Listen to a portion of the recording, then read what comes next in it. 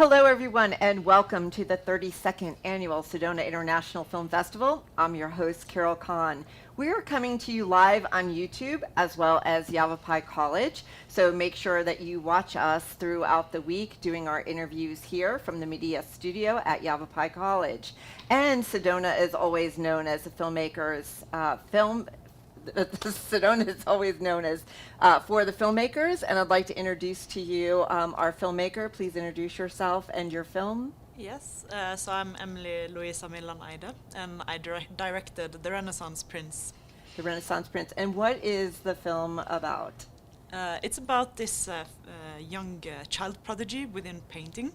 So it's about William Heimdall, and the story starts when he's 15 years old, and he's still in school. But then he drops out, and we follow him over the next 5 years as he follows his dream. So it's a story about like growing up and painting, you know. Right. Now, is this a true story? It's a documentary. Yes. Yeah. So you actually followed the child from the beginning to growing up. So how long did you work on this film? We started in 2018, and we were like done editing at the end of 2023. So Oh my goodness. it was a long period of time. And Yes. you know, I'm traveling around showing the film, so it's like still, you know, Still with it's you. it's still a process, you know. Yeah, but it's an amazing film. Thank you. We have a clip of it, so let's take a look at it, and then we'll talk when the clip's over. Yeah.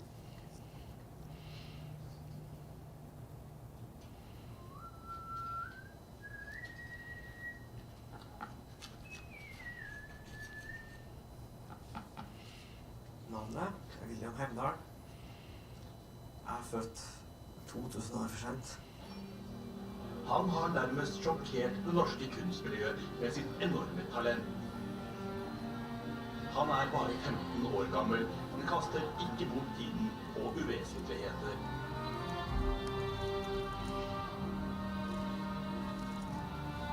Og det er noe i meg som er besatt av tanken på å bli best i det jeg driver med.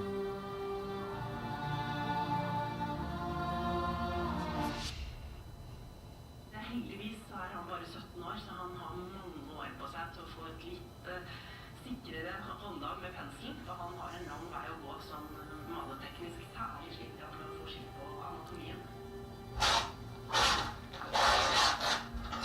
Og hvor veldig av den voksne barn tror du at de blir mer imponert jo eldre du blir?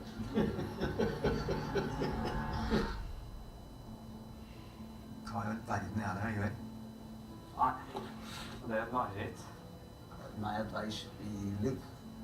It's like being in prison. You're put down every day. Hva er det jeg tror jeg kan bli? Tidenes største mal, liksom. Jeg må ofre alt for å få det til.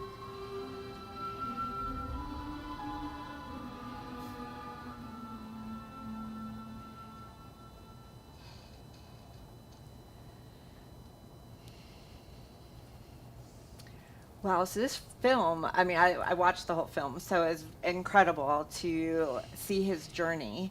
And how did you actually meet him at the beginning? Did you know about the process, or how did you meet him? I would say it was by coincidence. I was actually in a classroom filming together with another director, but we were filming something completely different. And then I see this young boy sitting there with like really messy hair, and he had like this really awake gaze, and he didn't talk to anyone the whole day, so he was like really alone. And after that, I couldn't stop thinking about him, and I realized that my mom, she had posted a video on Facebook about this young child prodigy from the news, and I realized that it was him that I saw in the classroom.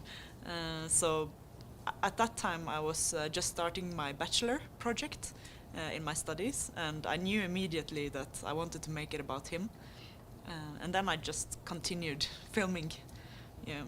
Well, it's interesting because, he is a child prodigy, right? And looking at him, he said he was born 2,000 years too late. But do you think, like, I mean, some children like that who develop at such an early age almost seems like it was like reincarnation of someone else, that kind of like all of a sudden they're here again. Did you ever feel like he is like, from another time or?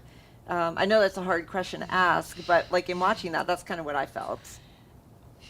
I mean, he definitely doesn't act like other teenagers, Right. Mm-hmm. Because he was reading like Rachmaninoff.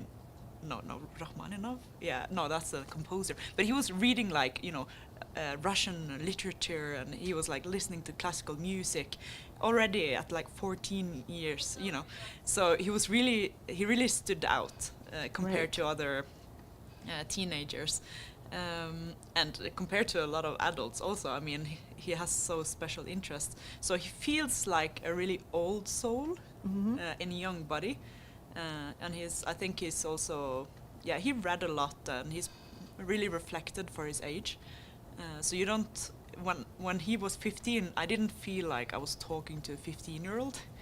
I kind of felt like I was talking to an adult a lot Right. of the time, Yeah, and in looking at some of his work, like some of it looked like self-portraits that he has done with himself, and then sometimes, like I remember, like in one scene, he was saying that, like that was his favorite portrait that he had ever like done. I don't know if anything else like after that, if he had another one, but it just seemed like that's sort of what he was working on as well.